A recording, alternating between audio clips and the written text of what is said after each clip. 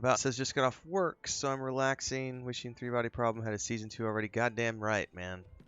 That was a great show. I've got a follow-up video I'm gonna be making. I got two. Well, there's two videos. Um, and this is why I have them hunched together because I'm getting ready to record two TV episode videos soon. One is like a final thoughts video on Three Body Problem because I think the show is interesting enough that it deserves kind of like an after the show. Let's just chat about everything that happened during the show and etc. I think that'd be fun. It was a good show. I really enjoyed it. And season 2 of Rings of Power is coming.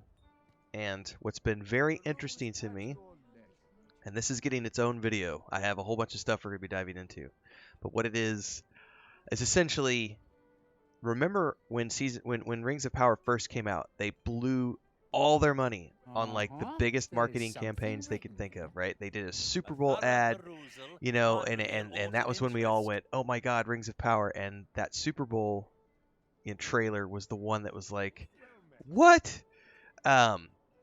Interestingly enough, supposedly after the way that season 1 was received, they went away and said, "Well, shit, we fucked up.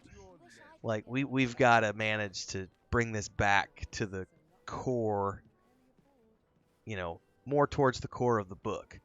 And they've just been basically grinding out season 2 production. There has been no marketing whatsoever, and then all of a sudden, like a couple days ago, they dropped on their social media. It just says season 2 coming summer of 2024. That's it. Well, summer's here. I mean, essentially, we're a few months away from summer, so they don't appear to be doing any marketing this year.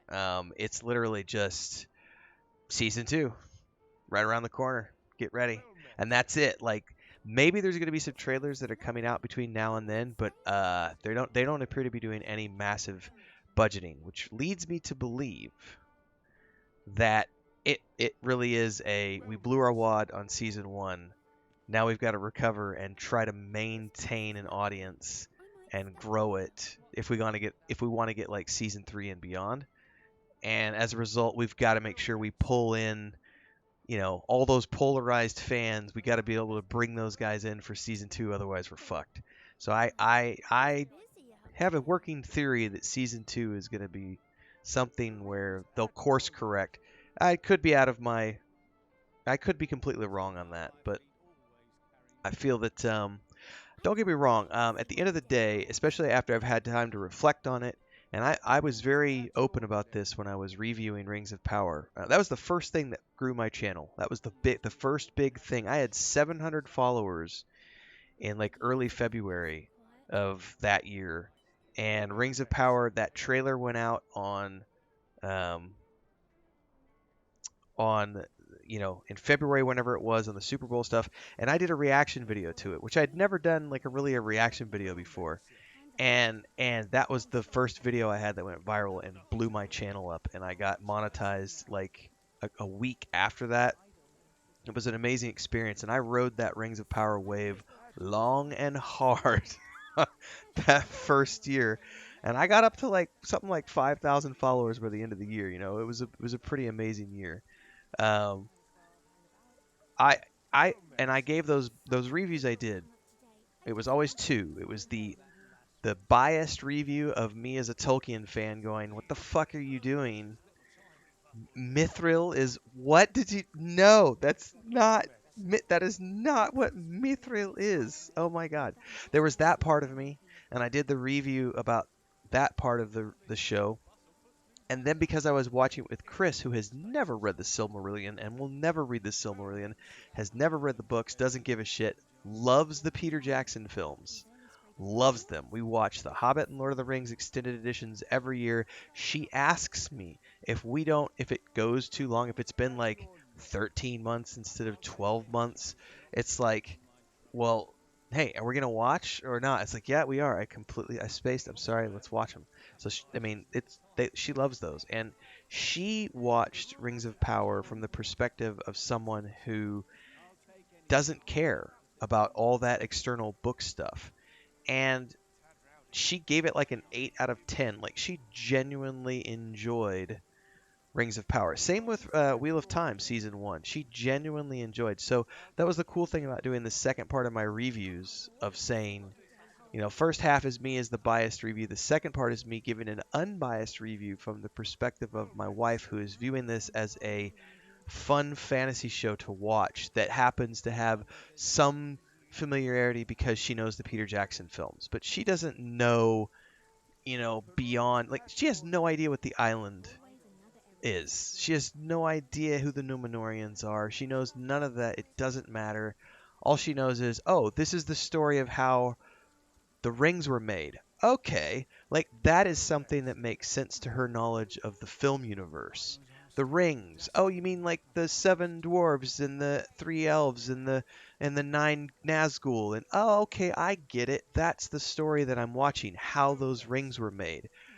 That's it. And if you view Rings of Power from that perspective, it is actually a pretty good show.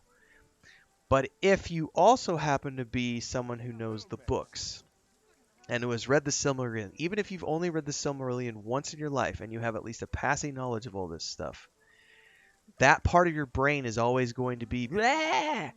And the only way you can get enjoyment out of shows is if you learn how to shut that voice up and look. This is what I always tell people when they bitch about Star Wars stuff they don't like. I always tell them, view Star Wars from the eyes of a 7-year-old child. If you can watch television from the eyes of a 7-year-old child, films, whatever, you will always, always, always, always find a kernel of entertainment that is worthy of your time and effort. But you have to be willing to switch that adult part of you off that goes, no, this isn't good enough. It's just, I'm going to be critical. So viewed from that perspective, yeah, Rings of Power was, it was a pretty good show. So I'm looking forward to season 2.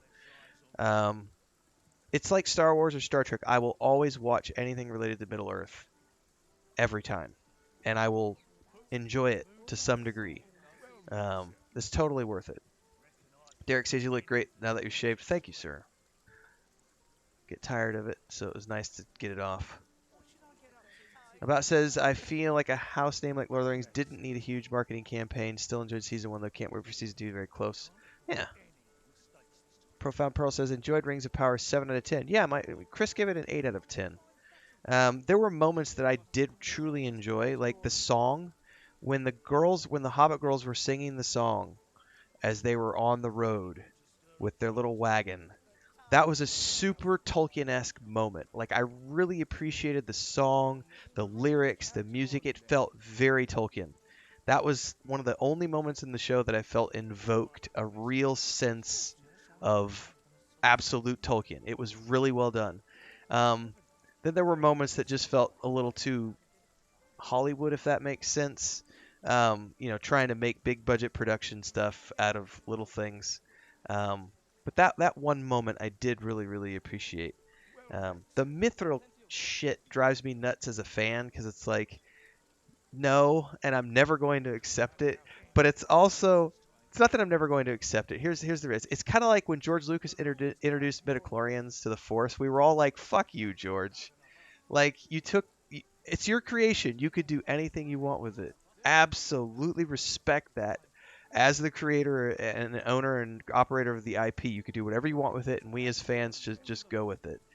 But I remember all of us were upset with midichlorians when that happened, because it took the Force from being this mystical thing that didn't need an explanation to being this scientific thing that had an explanation.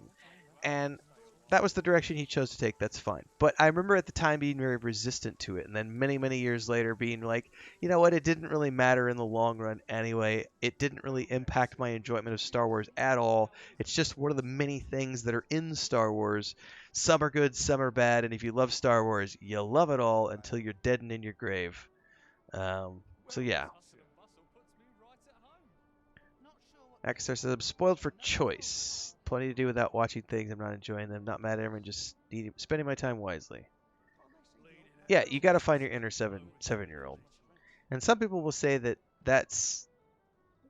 it's lacking taste. Like if you're willing to, it's like, oh, you're consuming shit and garbage, and it's like, I don't really care if you think that way. Like one man's trash is the other man's treasure. You know, it's like if I'm getting personal enjoyment out of something, that's the only thing that matters to me. And I've always, it's like we were talking about this the other day. Waterworld as a film, no one liked Waterworld, but as a sci-fi nerd, Waterworld is a super fun adventure film, especially for the time that it came out. That and The Postman. I freaking loved Kevin Costner films, man. Like he had a good run during the 90s. Um, Dances with Wolves and just some really good films, and I really enjoyed that one. But from a critical standpoint, it was like, meh. Anyway, Rings of Power. We'll see how it goes. I have high hopes, but again, I have to wait to see how it goes.